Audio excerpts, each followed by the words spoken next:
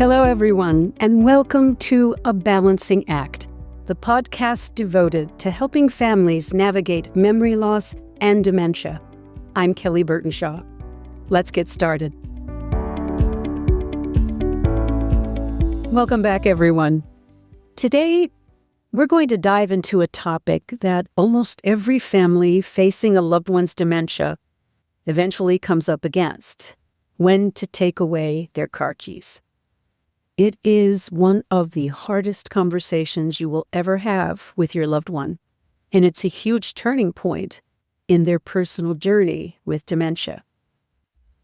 We know that having our own car, being able to drive it, isn't just about getting from point A to point B.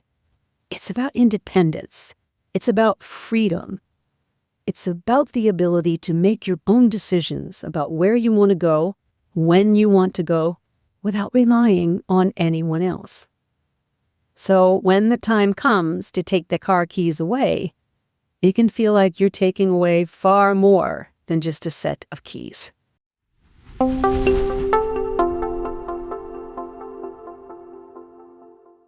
So how do you know when it's time?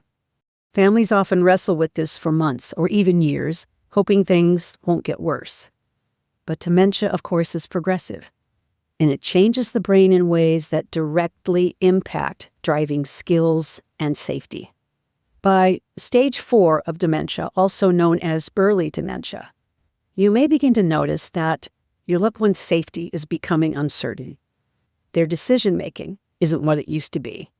Judgment and safety awareness are also losing ground. Maybe your loved one makes a risky turn into oncoming traffic, or brakes so late you're holding your breath in the passenger seat.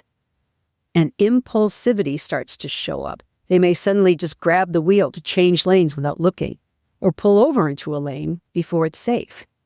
Judgment, something most of us take for granted behind the wheel, begins to slip. Seatbelts are forgotten, stop signs are ignored, speed is misjudged.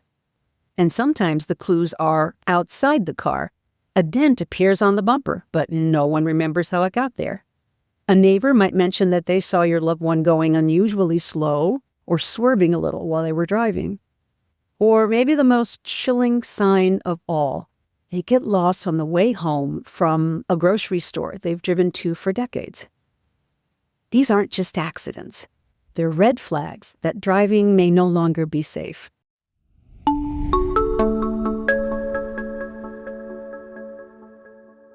Now, before jumping into this tough conversation, here's something that can help. The first step is to bring the doctor into this conversation. A physician performs cognitive assessments and evaluates driving safety. Many families find it really helpful when the doctor becomes the ruling authority, and they are no longer the bad guys. Getting a statement from the doctor, or even their letter to the Department of Motor Vehicles, can help reinforce that this isn't about punishment, it's about safety. But at the same time, the doctor doesn't see your loved one on a regular basis and is not the one getting all the pushback. Here's an example of a way to respond to that kind of pushback. Something like, "Dad, the doctor has serious concerns about your safety on the road.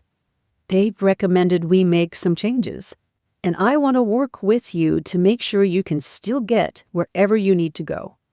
Responses like these shift the conversation from correction or confrontation to collaboration. Next, another very effective way to back up your claims is to look into a professional driving evaluation for your loved one. Now, these aren't just quick vision tests at the DMV.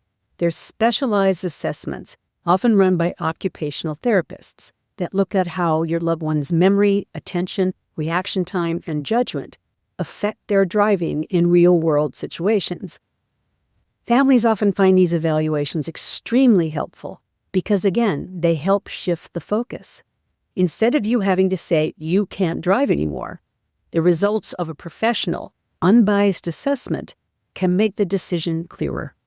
Many hospitals and rehabilitation centers offer these programs, as do some departments of motor vehicles. I've put links to these and more in today's show notes.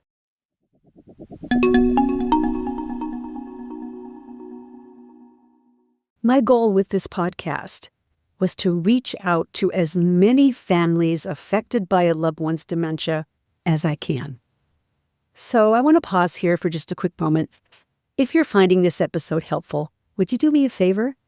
Go ahead and follow. Click that follow button up there so you don't miss future conversations. Those little buttons are up there on the right. And if you're listening on a platform where you can leave a review or a rating, this really helps other families just like yours find our support too.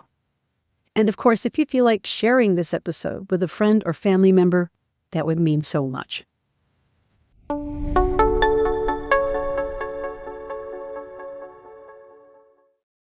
As we've said, for most people, driving represents identity, pride, and independence. And if, after an evaluation, you find that your loved one isn't safe any longer, you may have to, in fact, take their keys away. It is such a tough decision. What helps is not doing this alone. Before the conversation even happens, gather with the spouse, siblings, or other close relatives.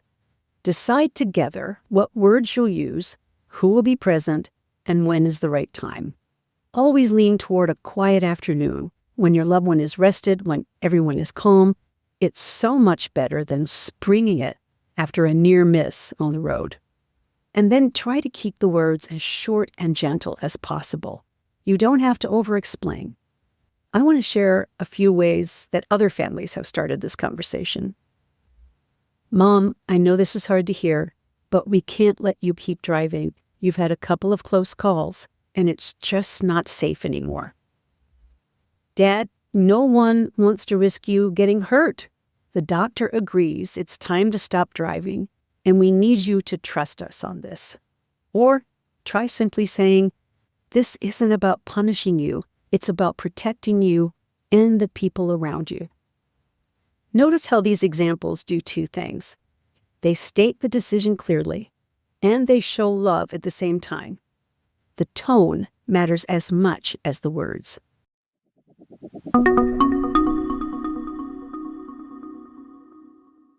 But even with a doctor's recommendation, the driving assessment results, all the warnings from family and friends, your loved one may still refuse to give up driving. And that's when you need to take some practical steps. Because as long as your loved one can see that car, they may continue trying to drive. For many people, seeing that car sitting in the driveway or in the garage is a constant reminder of what they're losing. If you can, remove the car completely. But if another member of the household still drives, keep the keys hidden somewhere your loved one doesn't know about. Some families have even taken the battery out of the car or disabled the ignition to make it appear broken. This enables an excuse to remove the car because it, quote, needs to go to the shop, unquote. Now, I know these steps may feel drastic, but safety has to come first. And just as important as taking the keys away is what comes next. It is so important to have a transportation plan ready before driving stops. When your loved one knows how they'll still get to church, appointments, or coffee with friends, it helps them feel less helpless and more supported. Now, keep in mind, your loved one will probably keep asking about getting the keys and the car back. Sometimes every day, sometimes multiple times a day, sometimes with anger or even heartbreak, or accusing you of overreacting. I want you to know that's not just stubbornness. It's grief. Losing the ability to drive feels like losing freedom. And grief often comes out as frustration or anger. That's why having a plan matters so much. Simply taking away the keys without replacing what's lost can lead to isolation and depression. One really smart family I worked with made a driving calendar. Each sibling or the spouse or other family members signed up for one day. One handled medical appointments, another social outings, another errands. It kept life moving, and it shared the responsibility. Other families explore community options, senior ride programs, church volunteer drivers, or ride-share apps paired with a caregiver. The goal here is to ensure your loved one's life stays full and stays connected.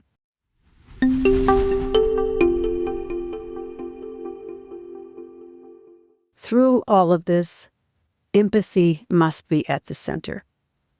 As we've talked about, for most people, driving isn't just transportation, it's dignity.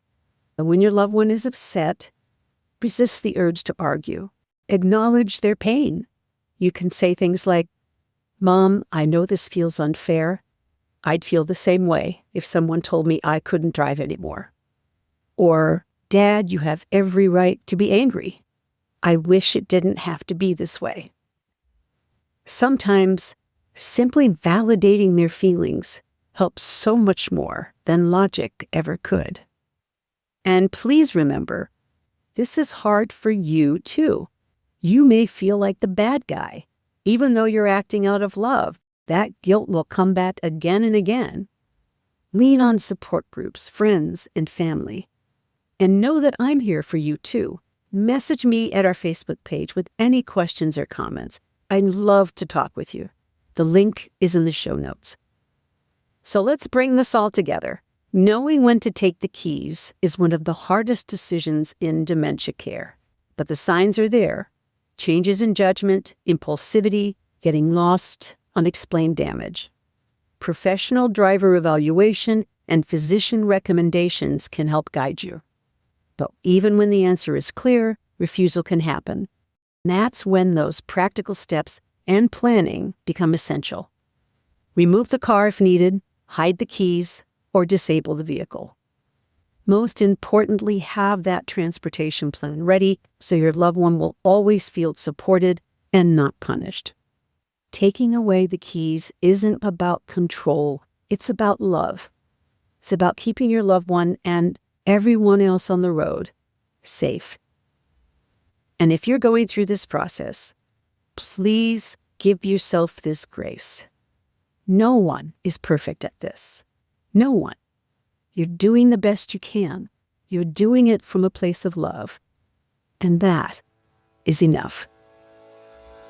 I'm Kelly Burtonshaw, and it was my pleasure spending time with you today. Please keep in touch. Hi, I'm Peggy Wright, editor and producer of this podcast. We know that juggling your loved one's care while trying to manage your own life can truly become a balancing act. We want to help you as you navigate this journey by offering our support. You can reach out to us anytime by going to our Facebook page to ask questions, leave comments for Kelly, or talk with her one-on-one by setting up a chat. The link is in the show notes. And you can find us on YouTube and wherever you get your podcasts. If you like what you hear, please take a moment to rate and review so we can continue to provide relevant content. We look forward to hearing from you. Thank you for listening today.